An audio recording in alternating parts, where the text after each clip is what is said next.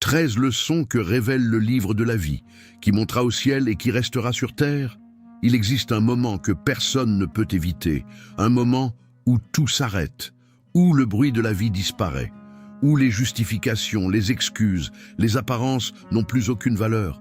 Tu n'es plus devant les hommes, tu n'es plus devant ton image, tu es face à Dieu.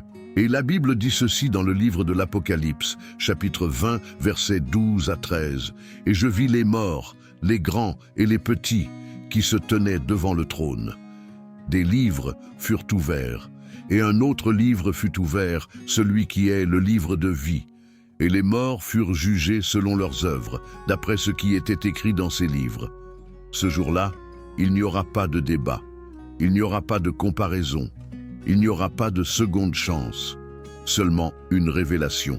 Pas de ce que tu prétendais être, mais de ce que tu étais réellement. Et au milieu de ces livres, il y en a un qui change tout, le livre de vie. Pas un symbole, pas une image, une réalité spirituelle, un registre céleste où les noms ne sont pas écrits par hasard, où chaque inscription porte une conséquence éternelle. Et laisse-moi te dire quelque chose avec amour, mais avec vérité. Beaucoup pensent être en sécurité, alors qu'ils ne le sont pas. Beaucoup pensent être prêts, alors que leur cœur est encore loin de Dieu. Ce message n'est pas là pour te faire peur, il est là pour te réveiller, parce que tant que tu respires, ton histoire n'est pas encore scellée, mais le temps avance. Et le jour où tout sera révélé, viendra. Le moment où tout sera révélé. Imagine ce moment avec sérieux, pas comme une idée lointaine, mais comme une réalité certaine qui t'attend. Tu es debout, conscient, lucide, et tout autour de toi, il n'y a plus rien de ce que tu connaissais, plus de téléphone, plus de distractions, plus de voix humaine pour te rassurer. Le temps tel que tu le connais a disparu. Tu es entré dans une autre dimension, une dimension où seule la vérité subsiste. Tu es face à Dieu, et dans cette présence, il n'y a pas de confusion, il n'y a pas de doute, tout devient clair. Pas seulement ce que tu as fait, mais pourquoi tu l'as fait. Pas seulement tes actions, mais l'état réel de ton cœur. Tu comprends à cet instant que rien n'a jamais été caché, que chaque pensée, chaque intention, chaque choix a été vu, enregistré, pesé. La parole de Dieu nous donne une image précise de ce moment. Elle dit que des livres seront ouverts. Ce ne sont pas des symboles vides, ce sont des registres, des traces de vie, des preuves spirituelles de ce que chacun a été sur la terre. Et parmi ces livres, il y en a un qui se distingue, un seul qui porte une dimension éternelle différente, le livre de vie. Ce livre ne contient pas des œuvres, il contient des noms. Et ce détail change tout, parce qu'il ne s'agit plus seulement de ce que tu as fait, mais de qui tu es réellement devant Dieu. À cet instant, personne ne parle pour toi, ni ton pasteur, ni ta famille, ni ta communauté. Tu es seul face à la vérité de ton âme. Et laisse-moi te dire quelque chose avec profondeur. Ce moment ne sera pas émotionnel, il sera juste, parfaitement juste. Il n'y aura aucune erreur, aucune injustice, aucune confusion. Tout ce que Dieu révélera sera exact. Et au fond de toi, tu le sauras. Tu ne pourras pas contester, tu ne pourras pas négocier, tu ne pourras pas fuir. Et c'est là que la question la plus importante de toute ton existence va s'imposer avec une force que rien ne peut arrêter. Ton nom est-il écrit dans le livre de vie? Pas selon ce que tu crois, pas selon ce que tu espères, mais selon la réalité spirituelle.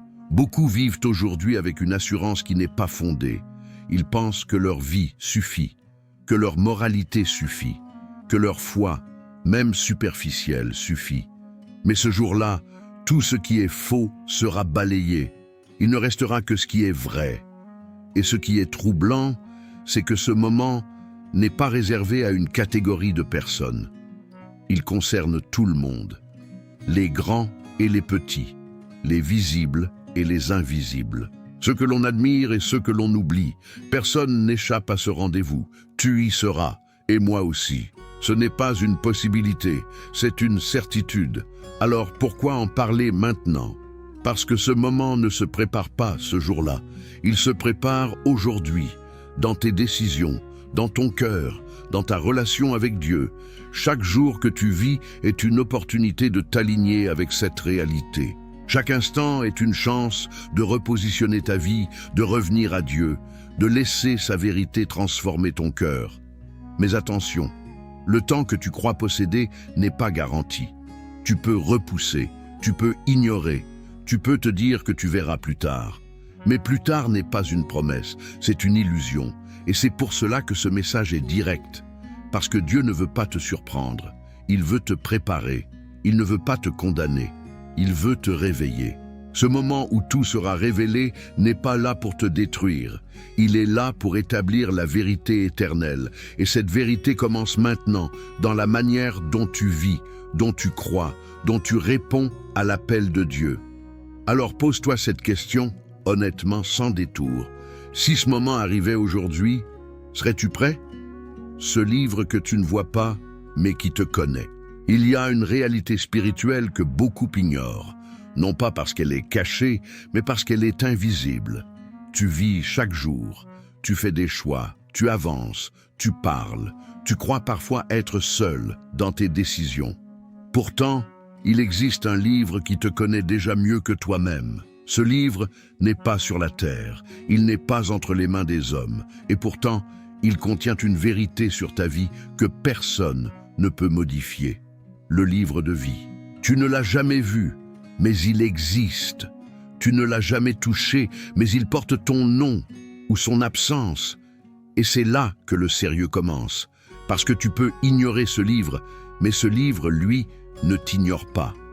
Il connaît ton cœur, pas le cœur que tu montres, pas celui que tu affiches devant les autres, mais celui que Dieu voit, celui qui pense en secret, celui qui lutte, qui choisit, qui se détourne parfois, qui revient parfois. Ce cœur-là est visible devant Dieu et ce livre en porte la trace.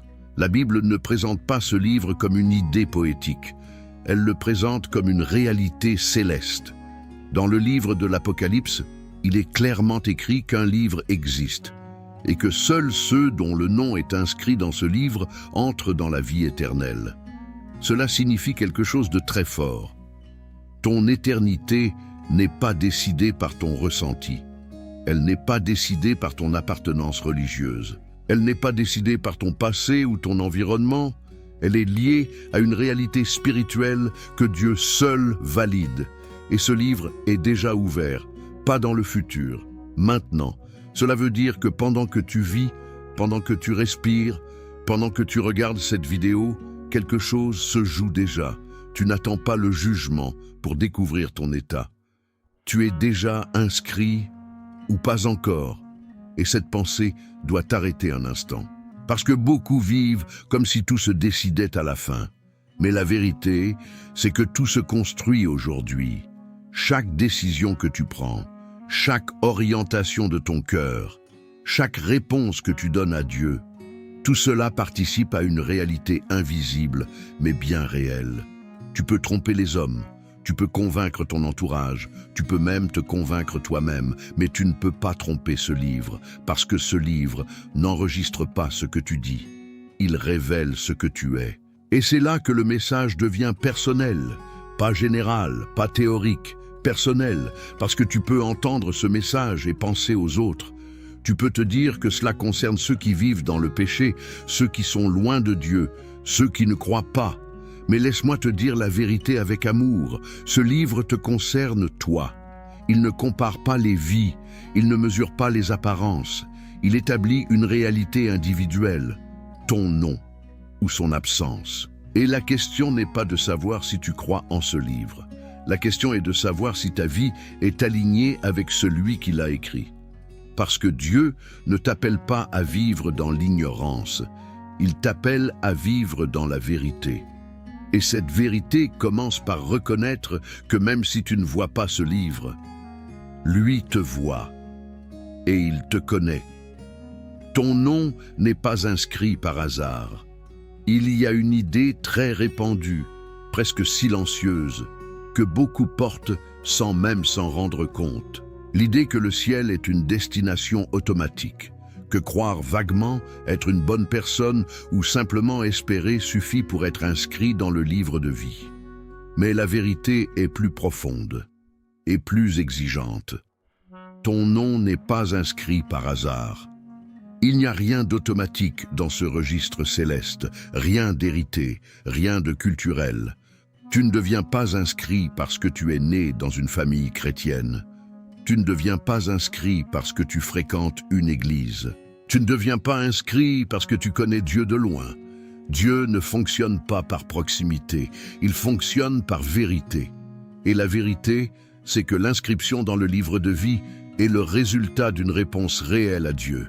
Une réponse du cœur, une décision intérieure, un alignement profond entre ta vie et sa volonté. Beaucoup pensent que leur nom est déjà là, mais ils n'ont jamais réellement répondu à l'appel de Dieu. Ils ont entendu parler de lui, mais ne l'ont jamais rencontré. Ils ont pratiqué des choses, mais sans transformation. Ils ont cru avec leur intelligence, mais sans abandon de leur cœur. Et c'est là que la différence se fait. Parce que Dieu ne regarde pas ce que tu fais extérieurement. Il regarde ce que tu deviens intérieurement. Ton nom est écrit lorsque ta vie change réellement de direction. Lorsque tu ne te contentes plus de vivre pour toi-même, mais que tu choisis de vivre avec Dieu, selon sa vérité. Lorsque ta foi cesse d'être une idée et devient une réalité vivante, ce n'est pas un accident, c'est une décision que beaucoup repoussent parce qu'elle demande quelque chose. Elle demande de renoncer à ce que tu étais. Elle demande de laisser Dieu transformer ce que tu es. Elle demande de sortir de l'illusion du contrôle pour entrer dans la vérité de la soumission à Dieu. Et cela, tout le monde ne le veut pas. Certains préfèrent rester dans une foi confortable, une foi sans changement, une foi qui rassure, mais qui ne transforme pas, une foi qui parle de Dieu, mais qui ne le laisse pas agir. Mais cette foi-là n'écrit pas un nom dans le livre de vie. Parce que le ciel ne reconnaît pas les apparences. Il reconnaît la vérité, et la vérité c'est que Dieu ne cherche pas des gens parfaits. Il cherche des cœurs sincères, des cœurs qui se tournent vers lui réellement, des cœurs qui acceptent d'être corrigés, transformés, renouvelés, des cœurs qui ne jouent pas un rôle, mais qui vivent une relation. C'est là que ton nom s'écrit, pas dans une émotion passagère, pas dans une tradition, mais dans une rencontre, une vraie. Et aujourd'hui, cette vérité te confronte doucement mais clairement. Sur quoi repose ta certitude? Sur ce que tu ressens ou sur ce que tu vis réellement avec Dieu? Parce que le jour où tout sera révélé, Dieu ne cherchera pas tes intentions. Il regardera la réalité. Et cette réalité commence maintenant. Dieu ne regarde pas ce que tu montres. Il y a une chose que tu dois comprendre profondément et qui peut bouleverser ta manière de voir ta propre vie. Dieu n'est pas impressionné par ce que tu montres. Tu peux construire une image solide. Tu peux donner l'impression d'être stable, engagé, spirituel. Tu peux parler correctement, agir correctement, être respecté, être vu comme quelqu'un de bien. Aux yeux des hommes, cela peut suffire. Mais Dieu ne regarde pas comme les hommes regardent.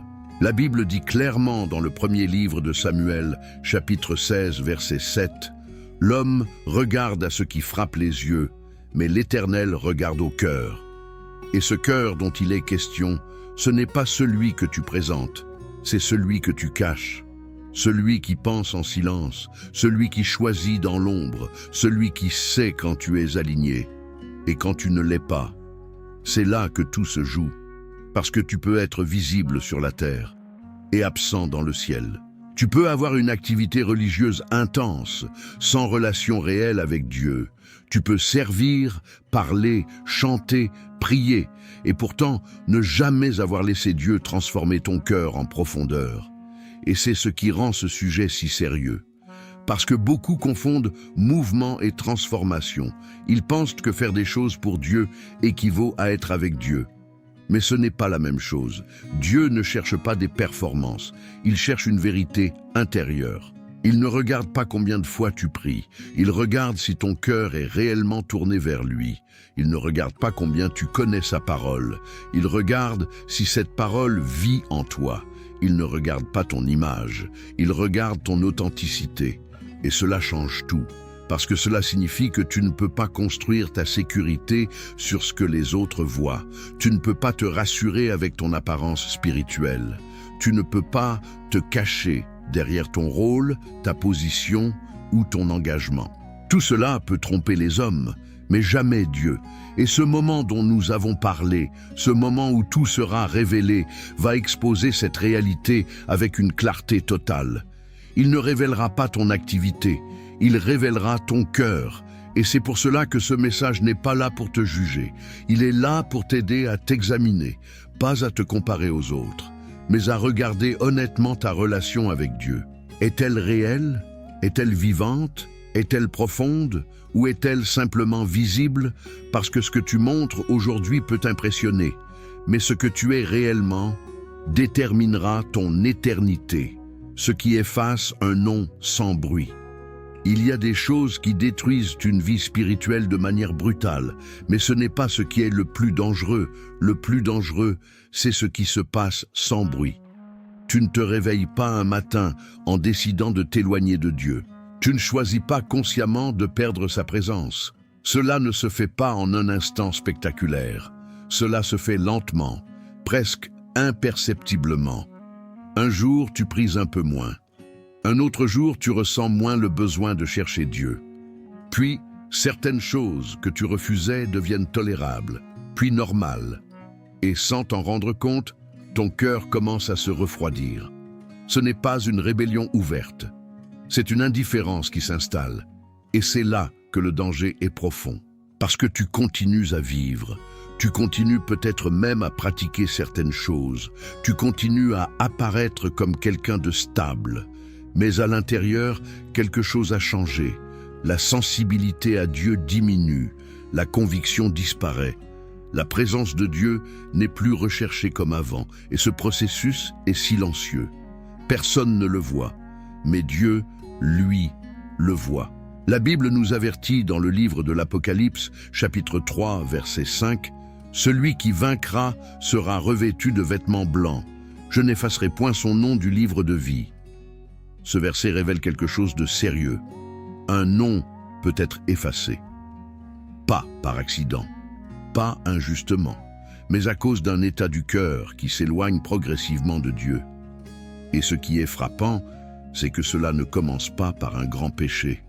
Cela commence par de petites décisions, des compromis que tu justifies, des choix que tu minimises, des priorités qui changent.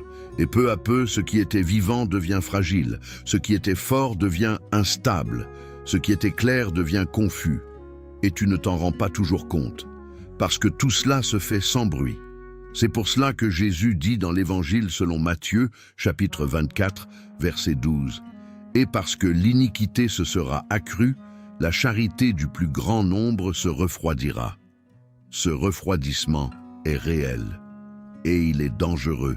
Parce qu'un cœur froid ne résiste plus, il ne lutte plus, il s'adapte. Et quand un cœur s'adapte à ce qui est loin de Dieu, il s'éloigne sans même s'en apercevoir. C'est là que tu dois t'arrêter un instant. Pas pour te condamner, mais pour te réveiller. Est-ce que ton feu est toujours là? Est-ce que ta relation avec Dieu est toujours vivante? Ou est-ce que quelque chose s'est installé lentement, silencieusement? Parce que ce qui efface un nom ne fait pas toujours de bruit, mais ses conséquences sont éternelles. Et tant que tu es vivant, tu peux encore réagir, tu peux revenir, tu peux raviver ce qui s'est affaibli, mais tu dois être honnête avec toi-même. Parce que Dieu, lui, connaît déjà la vérité. Ceux qui pensent être prêts, mais ne le sont pas.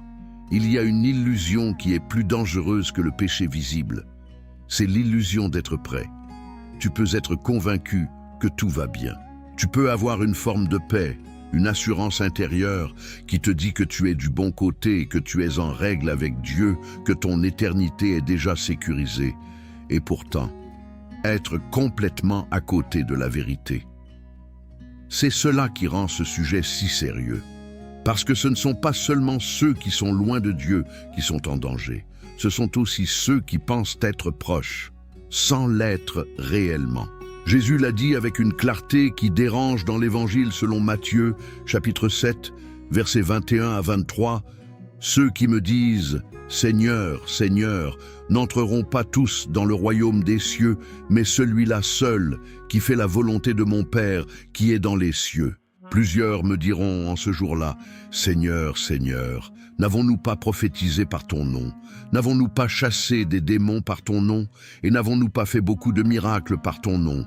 Alors je leur dirai ouvertement, « Je ne vous ai jamais connus, retirez-vous de moi, vous qui commettez l'iniquité. » Ce passage est bouleversant, parce qu'il parle de personnes engagées, des personnes qui ont agi, des personnes qui ont cru faire ce qui était juste. Et pourtant, Dieu dit, « Je ne vous ai jamais connus. » Cela veut dire une chose, on peut être actif spirituellement, sans être connu de Dieu. On peut faire des choses au nom de Dieu, sans vivre avec Dieu. On peut parler de lui, sans lui appartenir réellement. Et cela crée un choc intérieur, parce que cela enlève toute fausse sécurité. Ce n'est pas ton activité qui te rend prêt, ce n'est pas ton langage, ce n'est même pas les manifestations que tu peux vivre. Ce qui compte, c'est la réalité de ta relation avec Dieu. Est-ce que tu le connais vraiment et est-ce qu'il te connaît? Pas dans le sens où il sait que tu existes, mais dans le sens d'une relation vivante, intime, authentique. C'est cela qui fait la différence. Parce que beaucoup vivent avec une foi extérieure, une foi visible, une foi qui rassure, mais qui ne transforme pas en profondeur. Et cette foi-là ne prépare pas à l'éternité. Elle donne l'impression d'être prêt, sans l'être réellement. C'est pour cela que ce message est nécessaire, parce qu'il te pousse à aller au-delà des apparences, à sortir de l'illusion, à regarder honnêtement ta position, pas selon ce que tu penses, mais selon ce que Dieu voit. Et la question devient simple. Si aujourd'hui tu étais face à lui, serait-ce une reconnaissance ou une révélation? Le ciel n'est pas pour les parfaits. Après tout ce que tu viens d'entendre, une pensée peut monter en toi. Alors qui peut être sauvé? Si Dieu regarde le cœur, si les apparences ne suffisent pas, si même ceux qui pensent être prêts peuvent se tromper, alors qui peut réellement entrer dans le ciel? Et c'est ici que la grâce de Dieu se révèle, parce que le ciel n'est pas pour les parfaits. Si c'était le cas, personne n'y entrerait. Pas toi, pas moi, pas un seul être humain.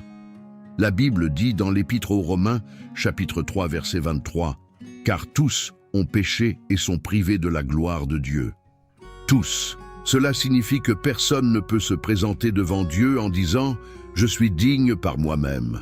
Personne ne peut mériter le ciel par ses œuvres, par ses efforts, par sa moralité. Alors pourquoi y a-t-il des noms inscrits dans le livre de vie?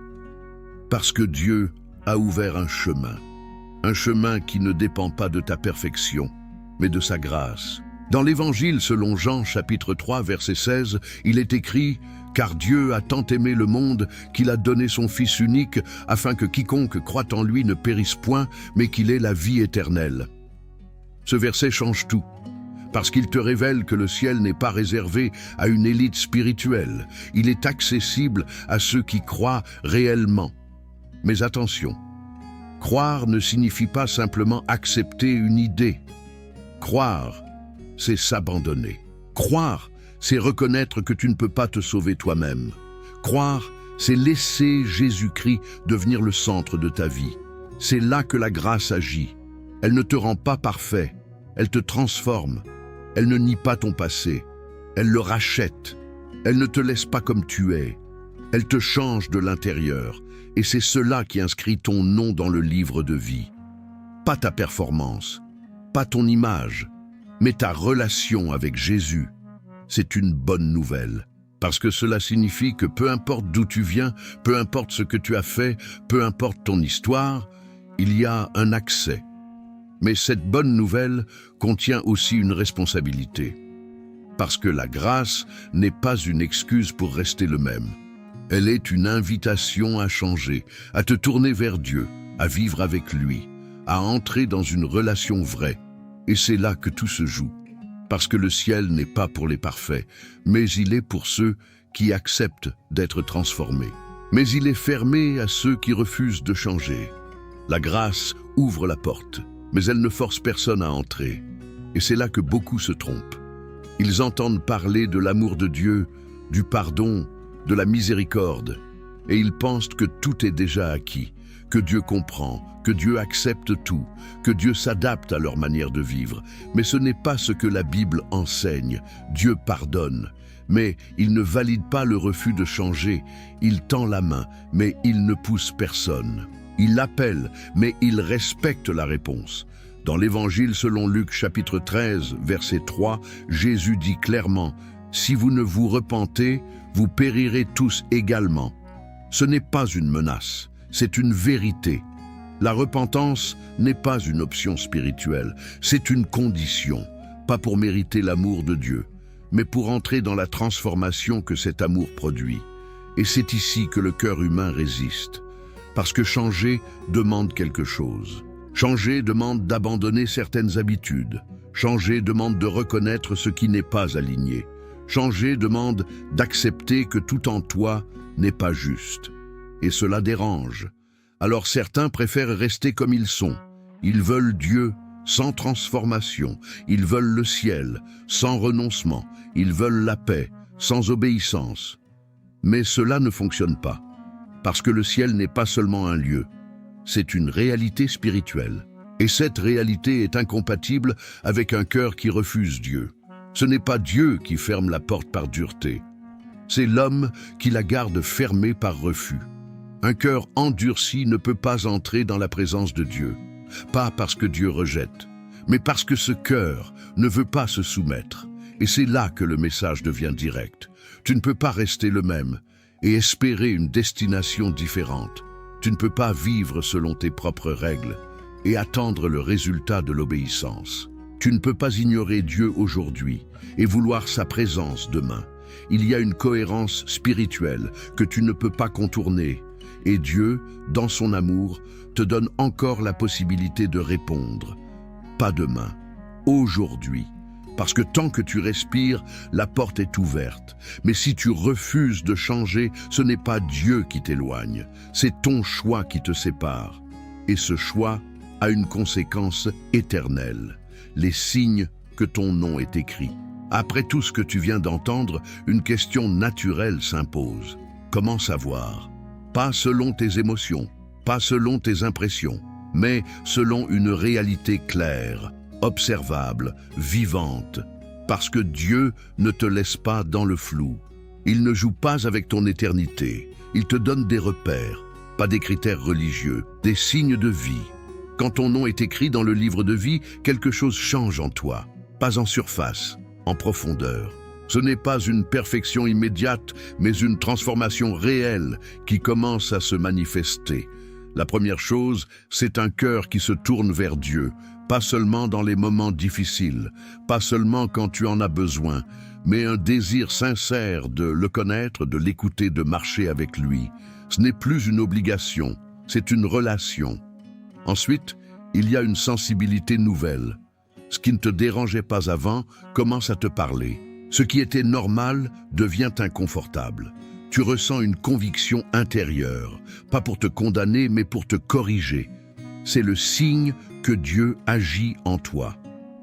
La Bible dit dans l'Épître aux Galates, chapitre 5, versets 22 à 23, « Mais le fruit de l'esprit, c'est l'amour, la joie, la paix, la patience, la bonté, la bienveillance, la fidélité, la douceur, la maîtrise de soi. » Ces fruits ne sont pas des performances, ce sont des évidences. Quand Dieu vit en toi, ces choses commencent à apparaître, progressivement, réellement. Elles deviennent visibles dans ta manière de penser, de parler, d'agir.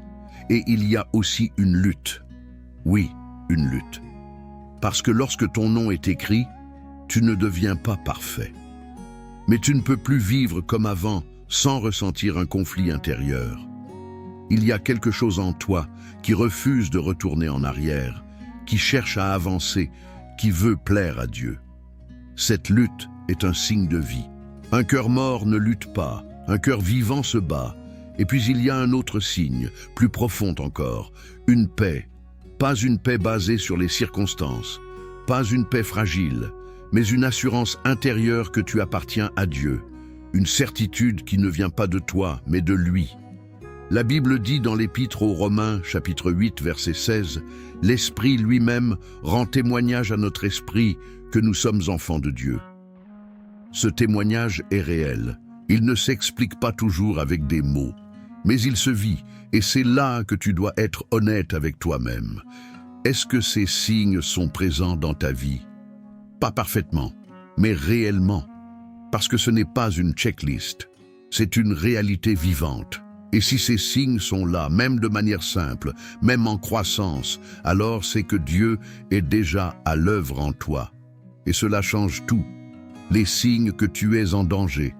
Il y a des signes qui rassurent, mais il y a aussi des signes qui alertent. Et ignorer ces signes, c'est choisir de rester aveugle alors que Dieu essaie de te parler. Parce que oui, il est possible d'être en danger spirituellement sans même s'en rendre compte. Pas dans une chute visible, pas dans une rupture brutale, mais dans un état intérieur qui s'installe doucement.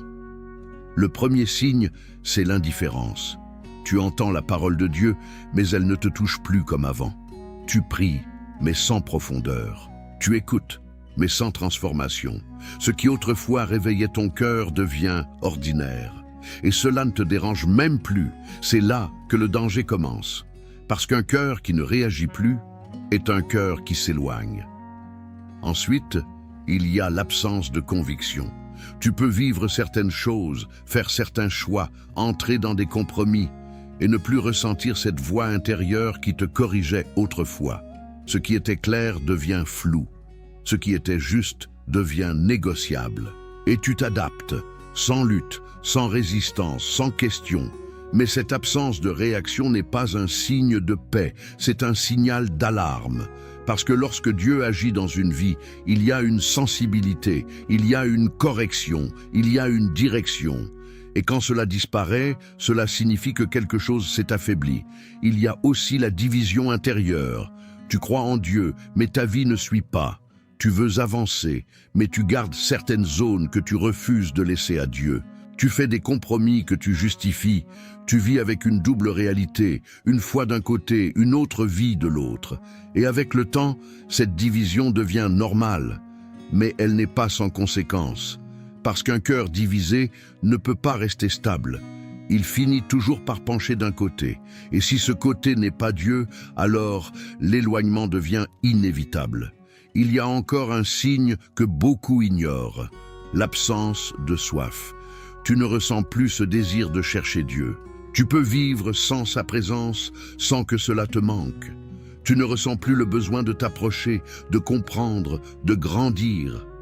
Et tu t'habitues. C'est cela qui est dangereux.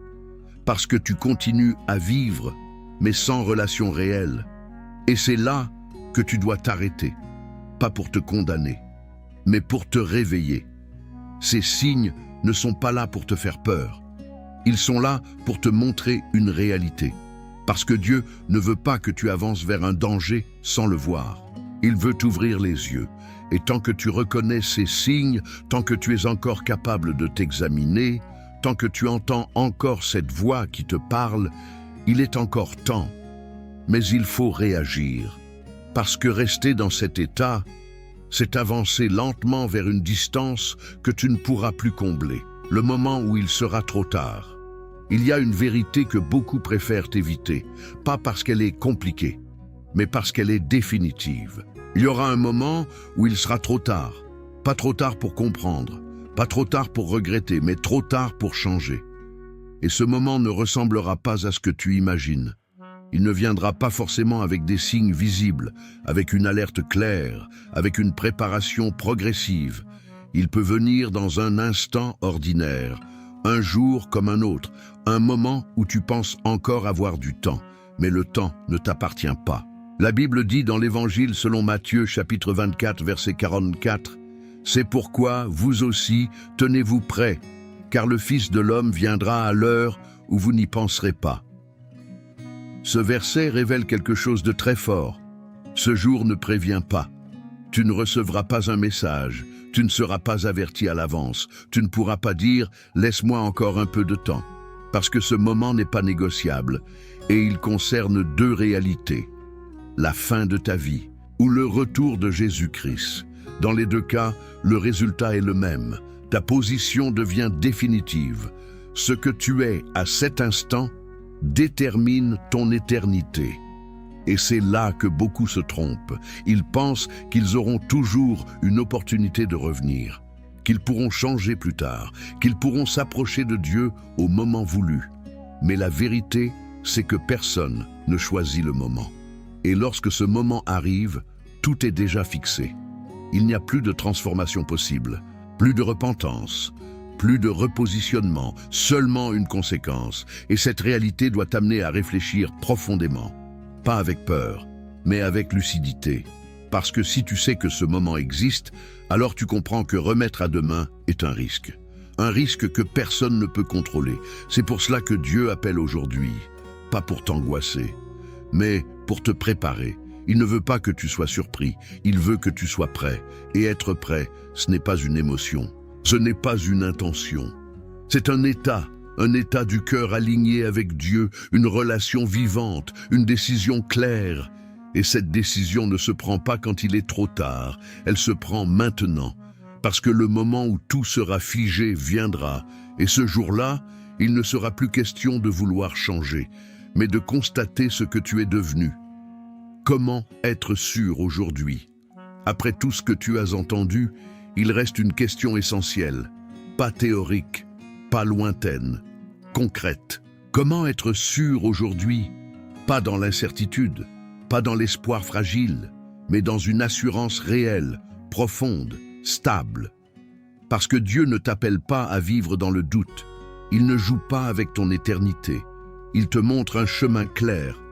Et ce chemin commence par une décision intérieure, pas extérieure, pas religieuse, une décision du cœur. Reconnaître que tu ne peux pas te sauver toi-même, accepter que ta vie a besoin de Dieu, comprendre que sans lui, tu peux avancer mais pas être aligné avec l'éternité. C'est cela la foi, pas croire que Dieu existe, mais croire que tu as besoin de lui.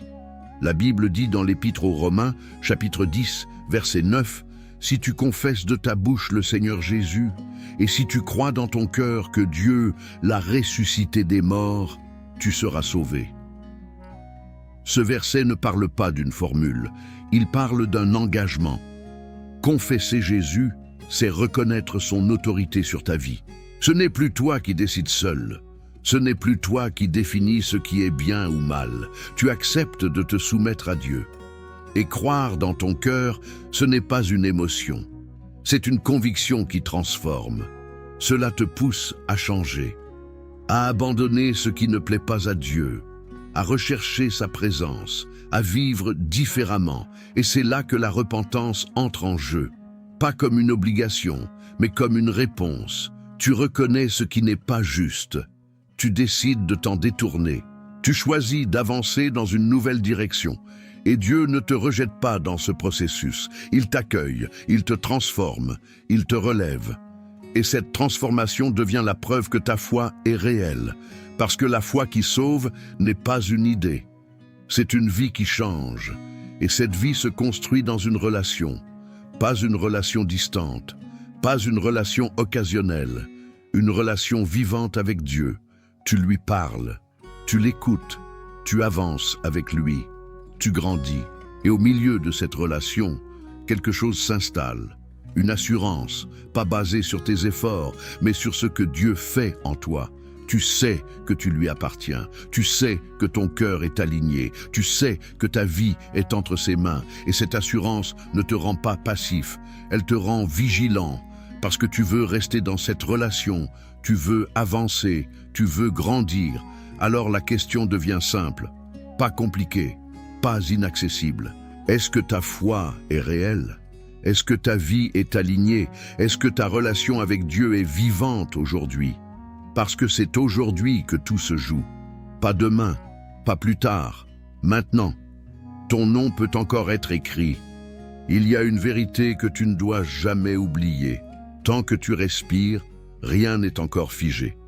Tout ce que tu viens d'entendre n'a pas pour but de te condamner. Ce n'est pas un message pour te rappeler tes erreurs, ni pour te faire porter un poids que tu ne peux pas changer.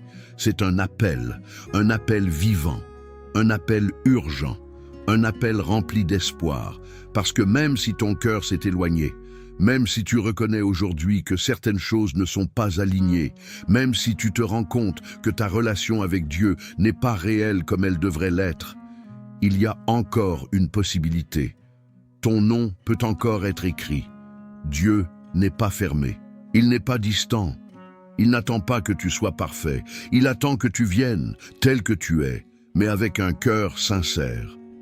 La Bible dit dans l'Évangile selon Jean chapitre 6 verset 37, « Je ne mettrai pas dehors celui qui vient à moi. » Cela signifie que peu importe ton passé, peu importe tes erreurs, peu importe la distance que tu as créée, si tu viens réellement à Dieu, il t'accueille. Mais venir, ce n'est pas juste dire, ce n'est pas une parole, c'est une décision profonde. Tu choisis de te tourner vers lui, tu choisis de laisser ce qui doit être laissé, tu choisis de changer de direction, tu choisis de ne plus vivre pour toi-même, mais avec lui. Et à ce moment-là, quelque chose se passe, pas forcément visible immédiatement, mais réel. Ton cœur change, ta position change, ton éternité change, et ton nom est écrit. C'est cela la puissance de la grâce. Elle ne te laisse pas dans ton état, elle te donne une nouvelle identité, une nouvelle direction, une nouvelle vie. Et ce qui est fort, c'est que cette décision ne dépend pas d'un moment parfait, elle dépend d'un cœur disposé, aujourd'hui, maintenant, pas quand tu seras prêt, pas quand tu auras tout compris, mais maintenant. Parce que demain n'est pas garanti, et le moment où tout sera révélé viendra. Mais aujourd'hui, tu peux encore écrire ton éternité. Alors ne repousse pas.